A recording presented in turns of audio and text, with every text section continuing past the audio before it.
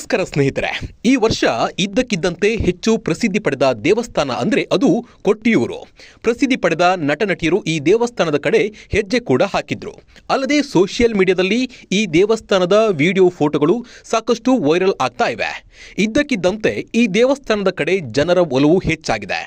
ದರ್ಶನ್ ಹೋದ ಮೇಲೆ ಜಗ್ಗೇಶ್, ರಿಷಬ್ ಫ್ಯಾಮಿಲಿ ಸೇರಿದಂತೆ ಕರ್ನಾಟಕದಿಂದ ಸಾಕಷ್ಟು ಜನರು ಈ ದೇವಸ್ಥಾನಕ್ಕೆ ಭೇಟಿ ಕೊಟ್ಟಿದ್ದಾರೆ. ಹೀಗೆ ಭೇಟಿ ಕೊಟ್ಟ ಮೇಲೆ ಕರ್ನಾಟಕದಲ್ಲೂ ಕೂಡ ಈ ದೇವಸ್ಥಾನ ಪ್ರಸಿದ್ಧಿಯನ್ನ ಪಡೆದಿದೆ. ಹಾಗಿದ್ರೆ ನದಿ ದಡದಲ್ಲಿರುವ ಕೊಟ್ಟಿಯೂರು ಶಿವನ ಕ್ಷೇತ್ರ ಹೇಗೆ ಪ್ರಸಿದ್ಧಿಯನ್ನ ಪಡೆಯಿತು, ಈ ಕ್ಷೇತ್ರದ ಹಿನ್ನೆಲೆ ಏನು, ಸ್ಥಳ ಪುರಾಣವೇನು ಅನ್ನೋ ಬಗ್ಗೆ ನಿಮಗೆ ಸುದ್ದಿಯಾನ ಎಲ್ಲ ಮಾಹಿತಿಯನ್ನ ನೀಡ್ತಾ ಹೋಗುತ್ತೆ. ನೀವು ಮೊದಲು ಸುದ್ದಿಯಾನದ ಸಬ್ಸ್ಕ್ರೈಬರ್ ಆಗೋದನ್ನ ಮರೆಯಬೇಡಿ.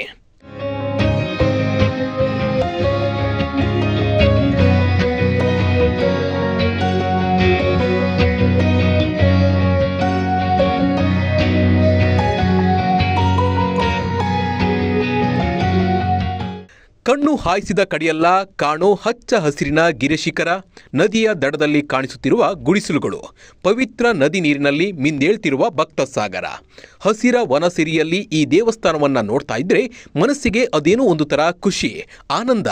ನಾವು ಕೂಡ ಈ ಸ್ಥಳಕ್ಕೆ ಹೋಗಿ ಭಕ್ತಿ ಭಾವದಲ್ಲಿ ಮಿಂದೇಳ್ಬೇಕು ಅನ್ಸುತ್ತೆ.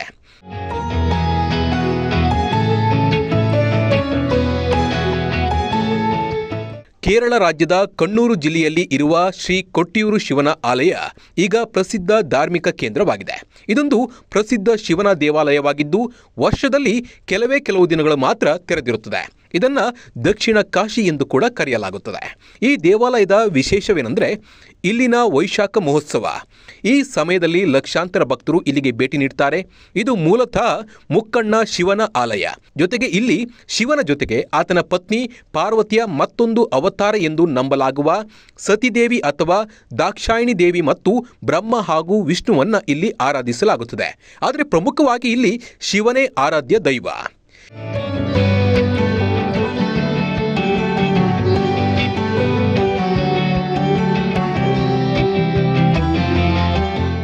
ಇದರ ಇನ್ನೊಂದು ವಿಶೇಷ ಏನಂದ್ರೆ ಇದಕ್ಕೆ ಕಟ್ಟಡ ಅಂತೇನಿಲ್ಲ.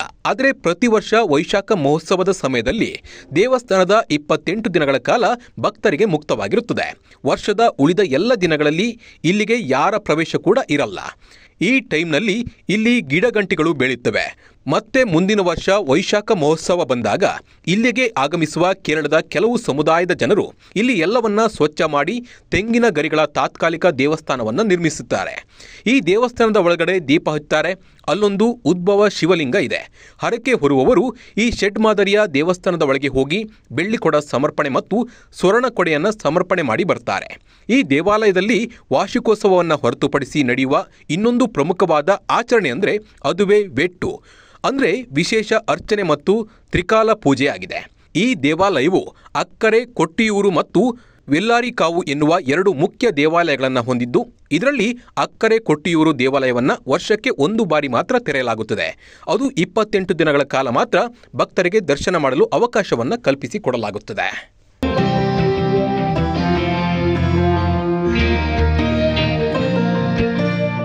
ಈ ದೇವಾಲಯಕ್ಕೆ ಭೇಟಿ ನೀಡುವುದರಿಂದ ಮನಸ್ಸು, ದೇಹ ಮತ್ತು ಆತ್ಮದ ಶುದ್ಧೀಕರಣವಾಗುತ್ತಂತೆ. ದೇವಾಲಯದ ಪ್ರಶಾಂತ ವಾತಾವರಣವು ಮಾನಸಿಕ ಶಾಂತಿಯನ್ನು ತರುತ್ತೆ. ಈ ದೇವಾಲಯಕ್ಕೆ ಬಂದು ಏನು ಬೇಡಿಕೊಂಡ್ರೂ ಅದು ಈಡೇರುತ್ತದೆ ಎನ್ನುವ ನಂಬಿಕೆ ಕೂಡ ಇದೆ. ಅಲ್ಲದೆ ಈ ದೇವರ ದರ್ಶನವನ್ನ ಮಾಡುವುದರಿಂದ ಕಷ್ಟಗಳೆಲ್ಲ ಕಳೆಯುತ್ತೆ ಅನ್ನೋ ನಂಬಿಕೆ ಕೂಡ ಇಲ್ಲಿದೆ. ಹೀಗಾಗಿ ಸಾಕಷ್ಟು ಭಕ್ತರು ಇಲ್ಲಿಗೆ ಆಗಮಿಸುತ್ತಾರೆ. ಬೆಳಗ್ಗೆ 5 ಗಂಟೆಯಿಂದ ಈ ದೇವಸ್ಥಾನ ರಾತ್ರಿ 10 ಗಂಟೆವರೆಗೆ ತೆರೆದಿರುತ್ತದೆ. ದಿನಕ್ಕೆ 1 ಲಕ್ಷಕ್ಕೂ ಅಧಿಕ ಮಂದಿ ಭಕ್ತರು ಇಲ್ಲಿಗೆ ಈ ಟೈಮ್ನಲ್ಲಿ ಆಗಮಿಸುತ್ತಾರೆ. ಒಟ್ಟು 28 ದಿನಗಳಲ್ಲಿ 30 ಲಕ್ಷಕ್ಕೂ ಅಧಿಕ ಭಕ್ತರು ಈ ದೇವಸ್ಥಾನಕ್ಕೆ ಭೇಟಿಯನ್ನು ನೀಡ್ತಾರೆ. ಆದರೂ ಕೂಡ ಎಲ್ಲಿಯೂ ಗಜಿಬಿಜಿ, ಅವ್ಯವಸ್ಥೆ ಇಲ್ಲ, ಆಯಾಸ ಇಲ್ಲ, ಎಲ್ಲವೂ ಸುಸೂತ್ರವಾಗಿಯೇ ನೆರವೇರುತ್ತದೆ. ಈ ಕೊಟ್ಟಿಯೂರು ಕ್ಷೇತ್ರ ಮತ್ತೊಂದು ವಿಶೇಷತೆ ಏನಂದ್ರೆ ಇಲ್ಲಿ ದಿನಕ್ಕೆ 2 ಶಿವೇಲಿ ಆಚರಣೆ ನಡೆಯುತ್ತದೆ. ಅಂದ್ರೆ 2 ಆನೆಗಳನ್ನ ದೇವಸ್ಥಾನದ ಸುತ್ತ ಮೆರವಣಿಗೆ ಮಾಡಲಾಗುತ್ತದೆ. ಇದು ಶಿವ ಮತ್ತು ಪಾರ್ವತಿಯ ಸ್ವರೂಪ ಎಂದೇ ಭಕ್ತರು ನಂಬಲಾಗಿದೆ. ಹೀಗೆ ಕೊಟ್ಟಿಯೂರು ಶ್ರೀ ಕ್ಷೇತ್ರ 10 ಹಲವು ವಿಶಿಷ್ಟ ಆಚರಣೆಗಳ ತವರೂರಾಗಿದೆ.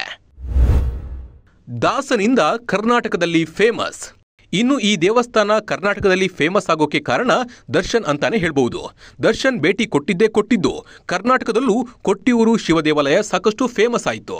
ಕರ್ನಾಟಕದಿಂದಲೂ ಸಾವಿರಾರು ಸಂಖ್ಯೆಯ ಜನ ಇಲ್ಲಿಗೆ ಹೋಗಿದ್ದಾರೆ. ಇತ್ತೀಚೆಗಷ್ಟೇ ರಿಷಬ್ ಶೆಟ್ಟಿ ಹೆಂಡತಿ ಇಲ್ಲಿಗೆ ಭೇಟಿ ನೀಡಿದ್ರು.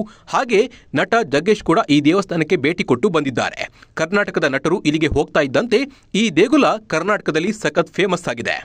ಇನ್ನು ಇದರ ಪೌರಾಣಿಕ ಹಿನ್ನೆಲೆಯನ್ನು ನೋಡೋದಾದ್ರೆ, ಪ್ರಜಾಪತಿ ದಕ್ಷ ಮಹಾರಾಜ ಯಾಗ ಮಾಡಿದ ಜಾಗವಿದೆ ಎಂಬುದು ಐತಿಹ್ಯ. ಶಿವನ ಪತ್ನಿ ಸತಿದೇವಿ ತನ್ನ ಗಂಡನಿಗೆ ತಂದೆ ಮಾಡಿದ ಅವಮಾನ ಸಹಿಸದೆ ಆತ್ಮದ ಅಗ್ನಿಯನ್ನೇ ಪ್ರಜ್ವಲಿಸಿಕೊಂಡು ಇಲ್ಲಿ ಪ್ರಾಣಹುತಿ ಮಾಡಿಕೊಳ್ತಾಳೆ. ಶಿವಸಂಭೂತ ವೀರಭದ್ರ ದಕ್ಷನನ್ನ ಇಲ್ಲೇ ವಧೆ ಮಾಡಿದ ಬಳಿಕ ಶಿವ ಬಂದು ಸತಿಯ ವಿರಹದಲ್ಲಿ ಧ್ಯಾನ ಮಾಡಿದ ಜಾಗವೇ ಈ ಉದ್ಭವ ಲಿಂಗ ಕ್ಷೇತ್ರ.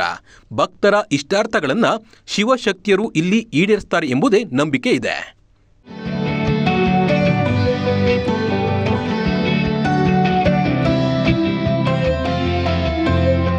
ಕಣ್ಣೂರು ಜಿಲ್ಲಾ ಕೇಂದ್ರದಿಂದ 68.5 ಕಿಲೋಮೀಟರ್ ದೂರದಲ್ಲಿ ಇದಿದೆ.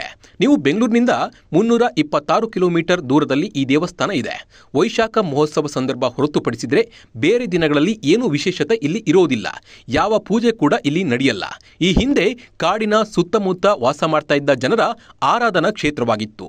ಇಂದು ಶಬರಿಮಲೆ ಅಯ್ಯಪ್ಪನ ಆಲಯದಂತೆ ಈಗ ಪ್ರಸಿದ್ಧಿಯನ್ನು ಪಡಿತಾ ಇದೆ ಈ ದೇವಸ್ಥಾನ. ದೇಶದ ನಾನಾ ಗಣ್ಯ ವ್ಯಕ್ತಿಗಳು ಈ ದೇವಸ್ಥಾನಕ್ಕೆ ಭೇಟಿಯನ್ನು ನೀಡ್ತಾ ಇದ್ದಾರೆ. ಅಲ್ಲದೆ ನಮ್ಮ ರಾಜ್ಯದ ಭಕ್ತರು ಕೂಡ ಈ ದೇವಸ್ಥಾನಕ್ಕೆ ಹೋಗ್ತಾ ಇದ್ದು ಎಲ್ಲರ ಗಮನವನ್ನು ಸೆಳೀತಾ ಇದೆ. ನೀವು ಹೋಗಬೇಕಾದ್ರೆ ಮುಂದಿನ ವರ್ಷದ ತನಕ ಕಾಯಲೇಬೇಕು. ಈ ದೇವಸ್ಥಾನದ ಬಗ್ಗೆ ನಿಮ್ಮ ಅನಿಸಿಕೆ ಮತ್ತು ಅಭಿಪ್ರಾಯವನ್ನು ಕಮೆಂಟ್ ಮೂಲಕ ತಿಳಿಸಿ. ನಮಸ್ಕಾರ.